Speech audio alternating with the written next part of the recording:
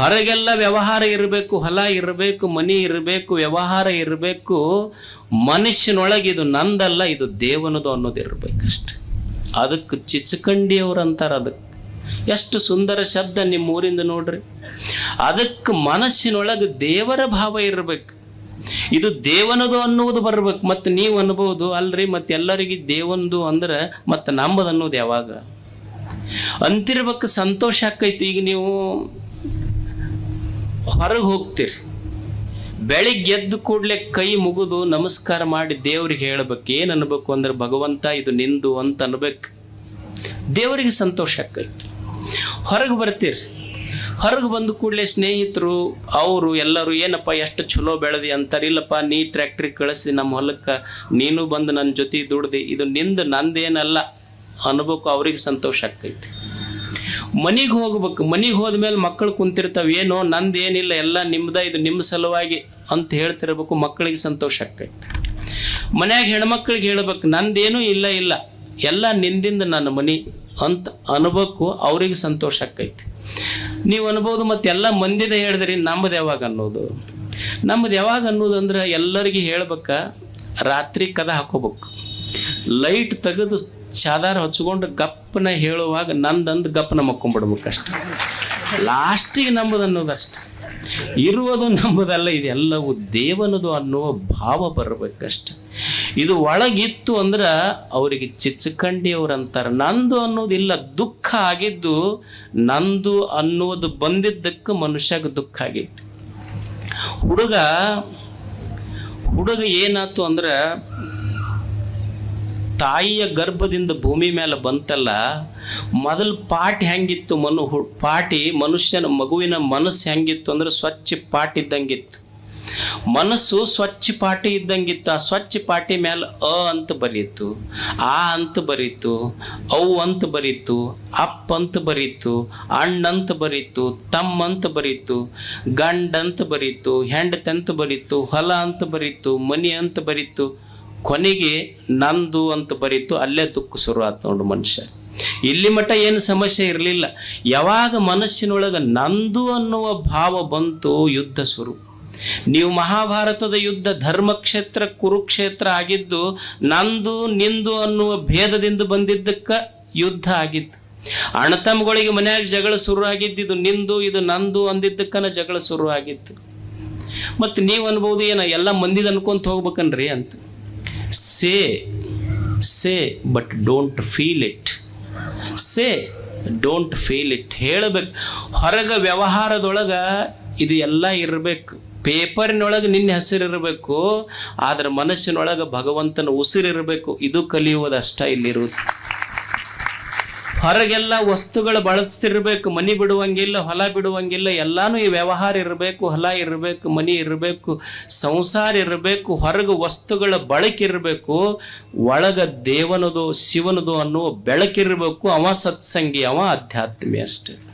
ಒಳಗದು ದೇವನದು ಅನ್ನುವ ಭಾವ ಇಟ್ಟುಕೊಂಡು ಬದುಕುವುದು. ಮನುಷ್ಯನಿಗೆ ದುಃಖ ಯಾಕಾತು ಅಂದ್ರೆ, ನಂದು ಅನ್ನೋದಕ್ಕೆ ಬಹಳ ದುಃಖ ಆಗೈತಿ, ತಾಪ ಆಗೈತಿ. ಈಗ ನೀವು ನೋಡಿ, ಯಾರಿಗಾದ್ರೂ ಕೇಳ್ರಿ, ಏನು ಹೇಳ್ತಾರ? ಇಲ್ಲ ನಿಮಗೆ ಯಾಕೆ ದುಃಖ ಆತ್ರಿ ಅಂದ್ರೆ, ಇಲ್ಲ ನಮ್ಮ ಮಗ ಸತ್ತಾನ್ರಿ, ಮಗ ಸತ್ತಿದ್ದಕ್ಕೆ ಬಹಳ ದುಃಖ ಆತು ಅಂತ ನಾವು ಹೇಳ್ತೀವಿ. ಮಗ ಸತ್ತಿದ್ದಕ್ಕೆ ದುಃಖ ಆಗಿದ್ರ, ಓಣ್ಯಾಗ ಒಂದು ಆ ಹುಡುಗ ಸತ್ತೈತೆ, ಆ ಹುಡುಗ ಸತ್ತೈತೆ, ಅವ್ರ ಮಗ ಸತ್ತೈತೆ, ಅವ್ರ ಮಗ ಸತ್ತೈತೆ. ಮಗ ಸತ್ತಿದ್ದಕ್ಕೆ ದುಃಖ ಆಗಿದ್ರ ಊರ ಮನ್ಯಾಗ ಎಷ್ಟು ಮಕ್ಕಳು ಸತ್ತಾವ ಅವಾಗೂ ದುಃಖ ಆಗ್ಬೇಕಾಗಿತ್ತಲ್ಲ. ತಾಯಿ ಸತ್ತಿದ್ದಕ್ಕೂ ದುಃಖ ಆಗೈತಿ ಅಂದ್ರೆ ಎಷ್ಟು ಜನರು ತಾಯಿ ಸತ್ತಾರ, ಅವಾಗ ಯಾಕೆ ದುಃಖ ಆಗಿಲ್ಲ ಮನುಷ್ಯಾಗ?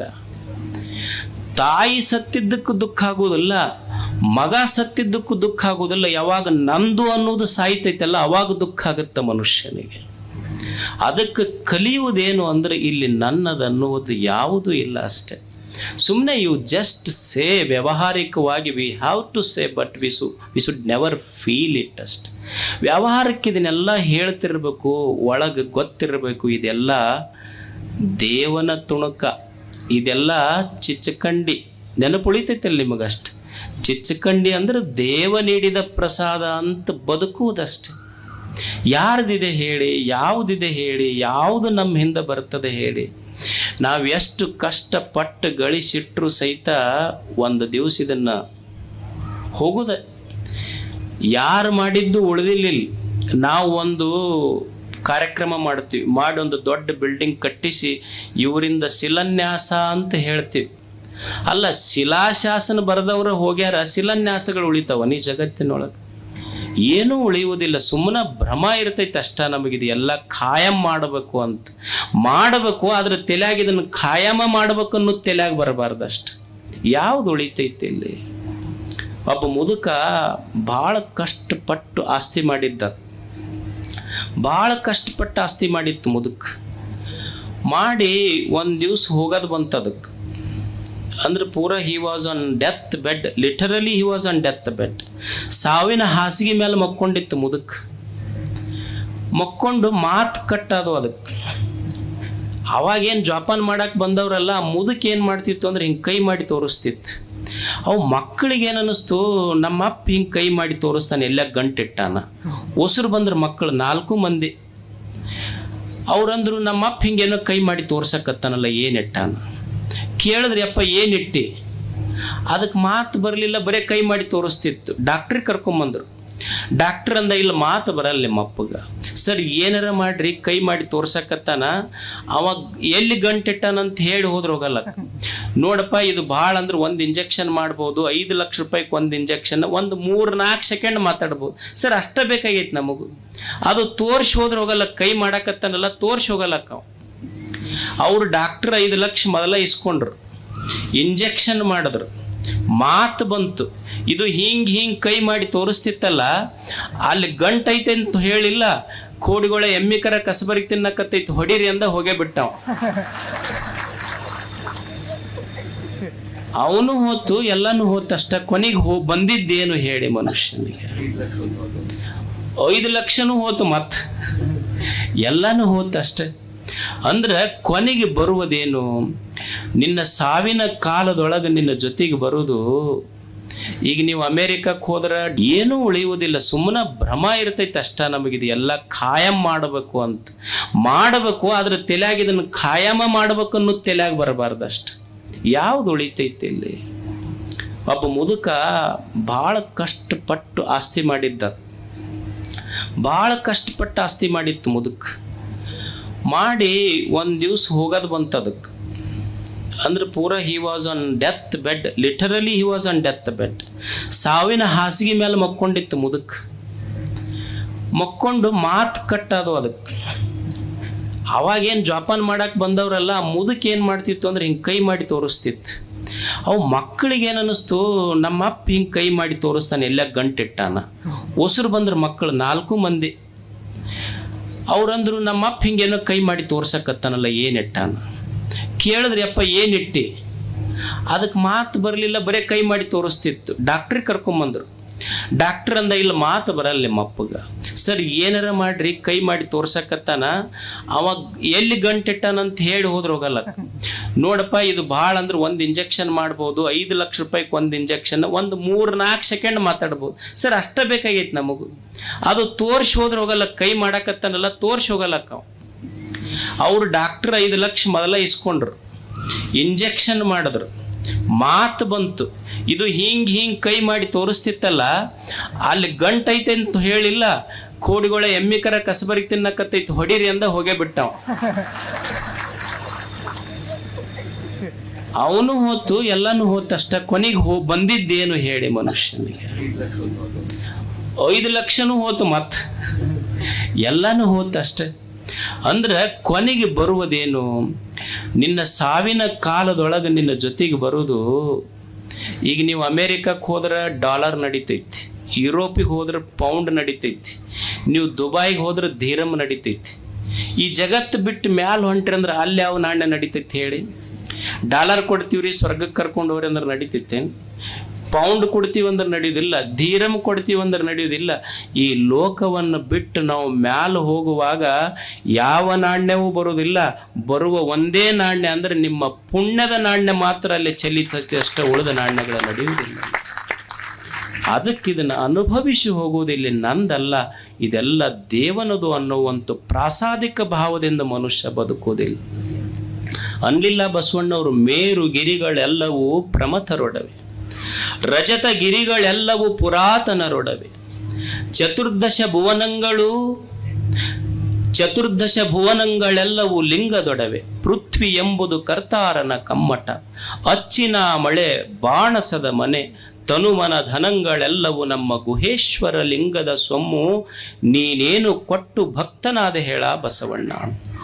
ಬಸವಣ್ಣಂಥವ್ರು ನಮ್ಮಂಥವ್ರು ನಿಮ್ಮಂಥವ್ರದಲ್ಲ. ಬಸವಣ್ಣವರು ಅಲ್ಲಮ ಪ್ರಭು ಕಲ್ಯಾಣಕ್ಕೆ ಬಂದಾಗ ಬಸವಣ್ಣವ್ರು ಅಂತಾರ, ತನುವ ಬೇಡಿದಡಿ, ನಿನಗೆ ಧನ ಸಂಪತ್ತು ಬೇಕಾದ್ರೂ ಕೊಡ್ತೀನಿ, ದೇಹ ಬೇಕಾದ್ರೂ ಕೊಡ್ತೀನಿ, ಮನ ಬೇಕಾದ್ರೂ ಕೊಡ್ತೀನಿ ಅಂದಾಗ ಅಲ್ಲಮ ಪ್ರಶ್ನೆ ಇದು, ಬಸವಣ್ಣ ದೇಹ ನಿಂದಲ್ಲ, ದೇವರು ಕೊಟ್ಟು ಕಳಿಸ್ಯಾನ ನಿನಗೆ. ದೇಹದೊಳಗಿರುವ ಮನಸ್ಸು ದೇವರು ಕೊಟ್ಟು ಕಳಿಸ್ಯಾನ. ಈ ಸಂಪತ್ತು ನೀ ಬರುವಾಗ ತಂದಿಲ್ಲ, ನೀ ಹೋಗುವಾಗ ನಿನ್ನ ಜೊತೆನೂ ಬಂದಿಲ್ಲ, ಇದು ನಂದು ಅಂತ ಹೆಂಗೆ ಪ್ರೂವ್ ಮಾಡ್ತೀಯಪ್ಪ ನೀನು? ನಮ್ಮಂಥವ್ರಿಗಲ್ಲ, ಬಸವಣ್ಣವ್ರಿಗೆ. ಅವಾಗ ಅಲ್ಲಮ ಅಂತನ ಮೇರು ಗಿರಿಗಳೆಲ್ಲವೂ ಪ್ರಮಥರೊಡವೆ, ಪುರಾತನರೊಡವೆ, ರಜಿತ ಗಿರಿಗಳೆಲ್ಲವೂ ಪುರಾತನರೊಡವೆ, ಚತುರ್ದಶ ಭುವನಗಳೆಲ್ಲವೂ ಲಿಂಗದೊಡವೆ. ಇಲ್ಲಿ ನಮ್ಮದನ್ನುವುದೇನೈತಿ? ಬೆಟ್ಟಗಳನ್ನು ನಿರ್ಮಾಣ ಮಾಡಿದವರಾರು, ಹಿಮಾಲಯಗಳನ್ನು ನಿರ್ಮಾಣ ಮಾಡಿದವರಾರು, ಸಾಗರಗಳಿಗೆ ನೀರನ್ನು ತುಂಬಿಸಿದವನಾರು, ಸೂರ್ಯ ಚಂದ್ರರಂಥ ಆರದ ದೀಪಗಳನ್ನು ಹಚ್ಚಿ ತೇಲಿ ಬಿಟ್ಟವರಾರು. ನಾವು ಒಂದು ದೀಪ ಹಚ್ಚಿ ಮನ್ಯಾಗ ಒಂದು ದಿವಸ ಹಚ್ಚಿದ್ರೆ ಹೊರಗೆ ಹೋಗಿ ಬರೋದ್ರಾಗ ಆರ್ತೈತಿ.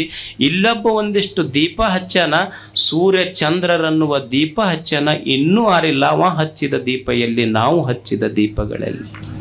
ನಮ್ಮ ಕಾರ್ತಿಕ ಐತಿ, ವರ್ಷಕ್ಕೊಮ್ಮೆ ಬಂದಾಗ ಅದನ್ನ ನಾವು ಹಾಕಿದ ಎಣ್ಣೆ ನಾಯಿ ಕುಡ್ದು ಹೋಗ್ತೈತಿ.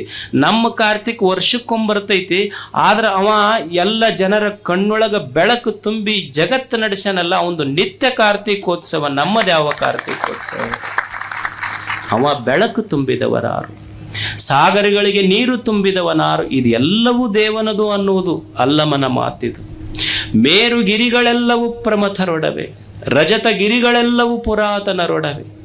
14 ಲೋಕಗಳಂತ ನಾವೇನು ಕರಿತೀವಿ ಅದು ನಮ್ಮದಲ್ಲ, ಅದು ದೇವನದಷ್ಟೇ.